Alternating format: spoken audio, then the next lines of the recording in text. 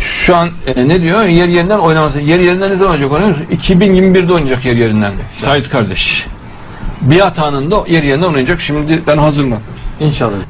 Bakın dikkat edin. Öyle ki onu hak din olan İslam'ı bütün dinlere karşı üstün kılacaktır. Assalamu alaikum ve rahmetullah. Elhamdülillahi Rabbil alemin. Vel akibatu lil muttaqin. Ves salatu ves selamu ala seyyidil mursalin. Ve ala alihi ve sahbihi ajma'in ve ba'd। কাছে ও দূরে, দেশে ও প্রবাসে যে যেখান থেকে আমাদের আজকের অনুষ্ঠান শুনছেন ও দেখছেন, অনুষ্ঠানের শুরুতে সকলকে জানাচ্ছি আন্তরিক মোবারকবাদ। সম্মানিত দর্শক ও শ্রোতা, আমাদের আজকের আলোচনার বিষয়বস্তু হচ্ছে বন্ড মাহাদি দাবিদার হারুন ইয়াহিয়ার ঘটনা বিশ্বব্যাপী সাড়া দেবে কেন। আপনারা যারা ইতিমধ্যে আমাদের দুটি পর্ব দেখেছেন তারা মোটামুটি উপলব্ধি করতে পেরেছেন যে বন্ড মাহাদি দাবিদার হারুন ইয়াহিয়ার ঘটনাটি সারা পৃথিবী আলোড়ন সৃষ্টি হবে। এর কারণ সম্পর্কে মোটামুটি আমরা আলোচনা করেছি।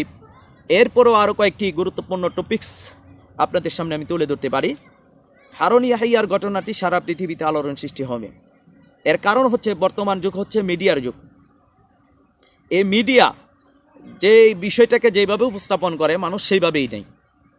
মানুষ মিডিয়াকে অন্ধভাবে বিশ্বাস করে, অথচ কোনো সংবাদ বহনকারীর সাক্ষ্যকে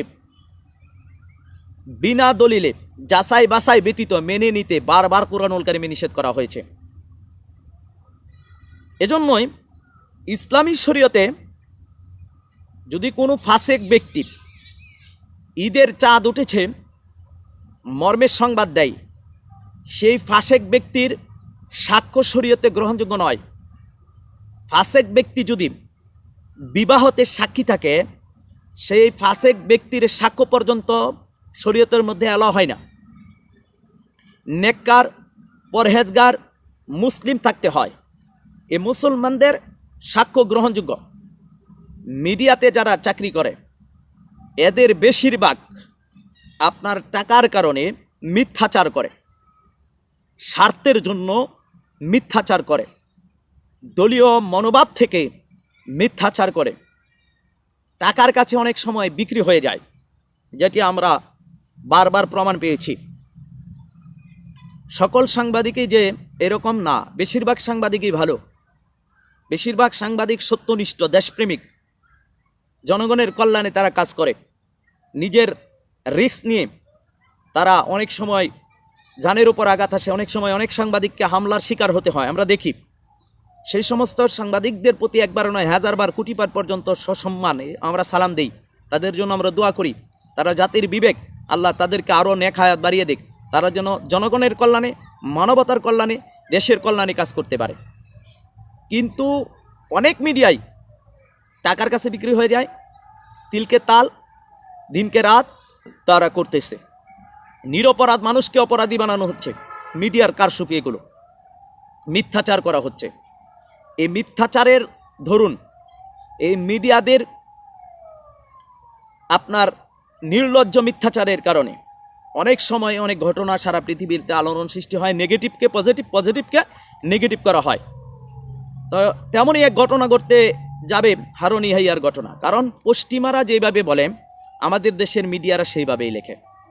পশ্চিমারা আপনার যদি কাউকে আপনার জঙ্গি বলে আমাদের দেশের মিডিয়াও বলে, পশ্চিমারা যদি কাউকে আপনার ভালো বলে আমাদের দেশের মিডিয়াও বলে, পশ্চিমারা যদি আপনার একটা বিষয়কে হাইলাইট করে আমাদের দেশের মানুষও হাইলাইট করে, পশ্চিমারা যেই পথে হাঁটে আমাদের দেশের মিডিয়া সেইভাবে হাঁটার চেষ্টা করে। অথচ এটা ঠিক নয়।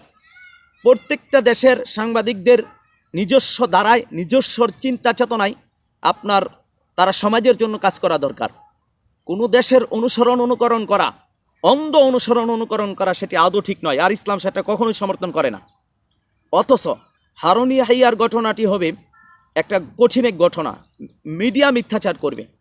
আমাদের দেশের মিডিয়া যদি নাও করে, আমাদের দেশের মিডিয়া সেটি সত্য বিষয়গুলো উপস্থাপন করবে জাতির সামনে, সেটা আমরা চাই, সেটা হবে ইনশাআল্লাহ তাআলা। পশ্চিমা মিডিয়া যখন কোনো কিছু বলে তখন কিন্তু আমরা মুসলমানেরা পর্যন্ত নির্দ্বিধায় বিনা বাক্যে সেটি মেনে নিই। আমি অনেক আলেমের সাথে আমার কথা হয়েছে, তারা এখনো পর্যন্ত তালেবানকে জঙ্গি হিসেবে তারা চিনে। আস্তাগফিরুল্লাহ। যেখানে খুদ আমেরিকা তাদেরকে সাহসী যোদ্ধা, মহান নেতা বলছে, সেখানে আমরা মুসলমানরা এখনো পশ্চিমাদের সাথে সুর মিলিয়ে তাদের বিরুদ্ধে কথা বলি, মুসলমানদের বিরুদ্ধে আমরা কথা বলি। এই নির্লজ্জ মিথ্যাচার করা হচ্ছে, অথচ জাতিগতভাবে মুসলমান হিসেবেও আমরা সেটি চোখ বুঝে কিভাবে মেনে নেই, সেটি আলেম যখন মেনে নেয় সেটা আমার কাছে কষ্ট লাগে। সব আলেম যে মেনে নেয় তা নয়, অনেক আলেম আছে যারা সত্যের পক্ষে নিজের জীবনকে বাজি রেখে কথা বলে। তো সেই সমস্ত আলেমদের প্রতি অবশ্যই সম্মান, ভালোবাসা, অন্তর থেকে মহাব্বত আছে।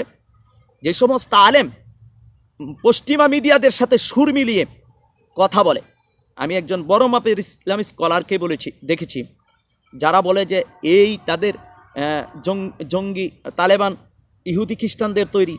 আমি তো অবাক হয়ে গেলাম, একটা বড় মাপের ইসলামিক স্কলার সেটা কিভাবে বলতে পারে।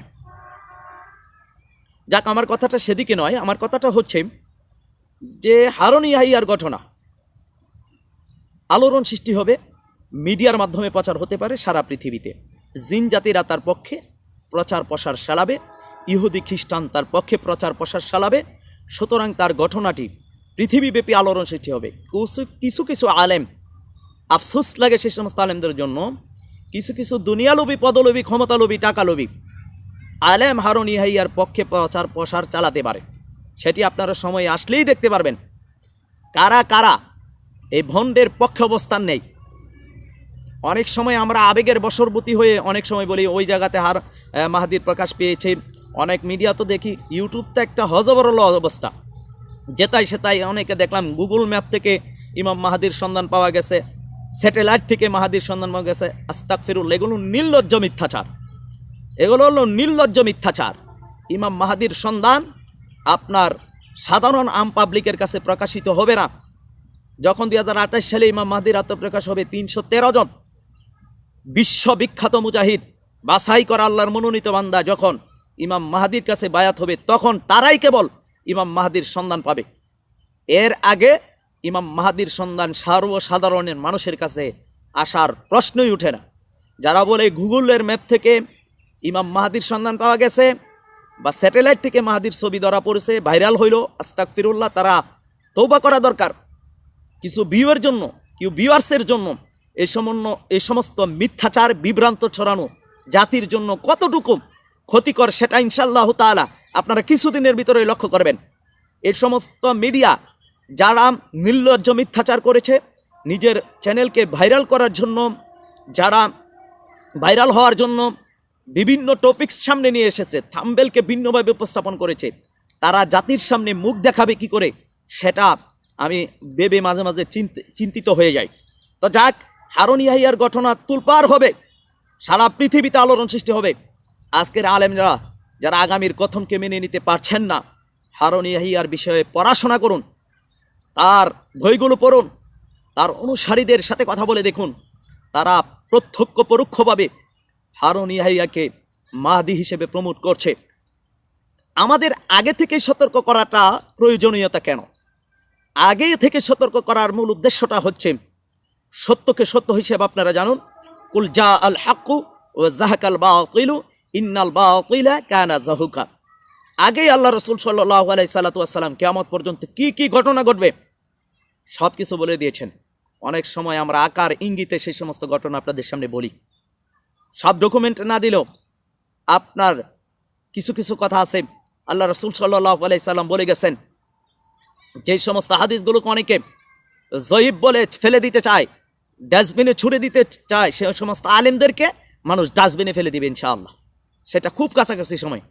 যারা জয়ীফ হাদিস বলে আপনার সত্য প্রমাণিত ঘটনাগুলোকে ফেলে দিতে চায়, যারা মানতে চায় না, জাতি তাদেরকে মানবে না। আর বেশি দিন না, অল্প কিছু দিনের ভিতরে ইনশাআল্লাহ তাআলা আপনারা সেই সত্যটা দেখতে পারবেন। আগামীর কথন খালি একটা পয়েন্ট প্যারা সত্য প্রমাণিত হোক, সেই সমস্ত আলেমের চেহারা মানুষ আপনার চিহ্নিত করে রাখা হয়েছে। যারা মিথ্যাচার করছে, যারা গাজওয়াতুল হিন্দকে আজগুবি ঘটনা বলছে, যারা জিহাদকে ভিন্নভাবে উপস্থাপন করছে, সেই সমস্ত আলেমদেরকে, ওলামায়ে সুর যারা পথভ্রষ্ট আলেম, তাদেরকে জাতি চিনে নিবে ইনশাআল্লাহ তাআলা। কারণ কুল জাল হাক্কু ওয়া যাহাকাল বাতিল, যখন সত্য আসে মিথ্যা চূর্ণ বিচ্ছন্ন হয়ে যায়। অপেক্ষা করেন, সত্য প্রকাশিত হবে, উদ্ঘাটন হবে, সত্য তার সঠিক সময়ে প্রচারিত হবে ইনশাল্লাহ। গোটা পৃথিবী ব্যাপী আলোড়ন সৃষ্টি হবে আগামীর কথনের প্রথম পেরাটা নিয়েই। সেই সময়ে আগামীর কথনকে মানুষ কত বেশি মূল্যায়ন করবে, কত ভাষায় সেটি অনুবাদ হবে দেখবেন। পৃথিবীর ইতিহাসের সবচেয়ে গুরুত্বপূর্ণ একটি বই হবে, এলহাম হবে এই আগামীর কথন, যেটি ইতিমধ্যে কাসিদের সৌগাত হয়েছে। সুতরাং আমাদের কথা হচ্ছে হারুন ইয়াহিয়ার ঘটনা সারা পৃথিবীতে আলোড়ন সৃষ্টি হবে। আমরা সৌভাগ্যশালী। আর শাহরান আপনার তার আগামীর কথনে বলেছে, বাংলা ভূমির দিনের সেনারা করিবে মিথ্যার প্রতিবাদ, জালিমের ভূখণ্ড হয়েছিল দুবাগ, সত্যবাগে হবে বন্ড বরবাদ। তাহলে এখানে বলা হচ্ছে বাংলাদেশের বীর সেনা যারা, তারাই এ ভণ্ড মাহাদির বিরোধিতা করবে। তা আমরা কিন্তু ইতিমধ্যে আমি বেশ কয়েকটি পর্ব করেছি, আরও করবো ইনশাআল্লাহ তাআলা। কারণ জাতির সামনে সত্যকে উপস্থাপন করতে হবে, মিথ্যা আপনার চিহ্নিত করে দিতে হবে, যাতে জাতি সঠিক সন্ধান পা, সঠিক দিশা পা, সঠিক পথে পরিচালিত হতে পারে। কারণ আজকে জাতি আপনার দিক বেদিক হয়ে গন্তব্যহীন হয়ে চলছে। তাদের দিশা দেওয়ার মতন লোক খুব কম। ব্যক্তি স্বার্থে কথা বলে, দলের স্বার্থে কথা বলে, ইসলামের স্বার্থে কথা খুব কম সংখ্যক লোকই বলে। তো ইনশাআল্লাহ তাআলা আমাদের চ্যানেলের মধ্য থেকে, এই চ্যানেলের মাধ্যমে সত্যকে সত্য, দিনকে দিন, রাতকে রাত হিসেবেই আমরা প্রচার করার চেষ্টা করব। আমাদের কোনো উদ্দেশ্য নাই, একমাত্র আল্লাহ রসুলের সন্তুষ্টি, ব্যক্তিগত কোনো স্বার্থ নাই। আল্লাহর কসম, আল্লাহর কসম, আল্লাহর কসম, এই চ্যানেল দিয়ে 1 টাকাও আমার হাতে আসে নাই, আসবেও না ইনশাআল্লাহ তাআলা। মনিটাইজেশন অফ করে দেওয়া হয়েছে, কারণ আমি চাই দিনের খালেস কথাগুলো মানুষের সামনে উপস্থাপন করা। আপনারা ইনশাআল্লাহ তাআলা সত্য কথাগুলো শুনুন, সত্যের সাথে থাকুন, দেখবেন ইনশাআল্লাহ একদিন সত্য এ জাতি জানতে পারবে কারা সত্যের পক্ষে প্রচার করেছে, সত্যের প্রচার প্রসার করেছে। ইনশাআল্লাহ তাআলা সেই দিন আর বেশি দূরে নয়, অচিরেই সত্য প্রকাশিত হয়ে যাবে, আগামীর কথন সত্য হিসেবে প্রমাণিত হবে। সারা পৃথিবীতে বন্য মাহাদি হারুন ইয়াহিয়ার ঘটনা আলোচিত হবে, আলোড়ন সৃষ্টি করবে। তখনই মানুষ এই আগামীর কথনকে উপলব্ধি করতে পারবে। আর শাহরানকে খুঁজবে, আমি যেমন খুঁজছি, ইস্তেখারা করবেন, তখনই ইনশাআল্লাহ তাআলা আল্লাহ রাব্বুল আলামিন হয়তো এই মহান ওকতবয় নেতা, মহান এই ব্যক্তিকে আল্লাহ আমাদের কাছে সন্ধান মিলিয়ে দিতে পারেন। সেই আশা, সেই আকাঙ্ক্ষা, সেই তামান্না নিয়ে আমরা দিন গুনছি। আল্লাহ তাবারক ওয়া তাআলা আমাদের সেই দিনের কাছে ইনশাআল্লাহ নিয়ে যাবেন। সেই দিন আসবে যেদিন আমরা সত্যের সন্ধান পাবো, সেই দিন আসবে যেদিন আমরা সত্য উপলব্ধি করতে পারবো। সেই পর্যন্ত আল্লাহ তাবারক ওয়া তাআলা আমাকে আপনাকে সকলকে হায়াত দান করুক। আমিন ইয়া রাব্বাল আলামিন। আসসালামু আলাইকুম ওয়া রাহমাতুল্লাহ।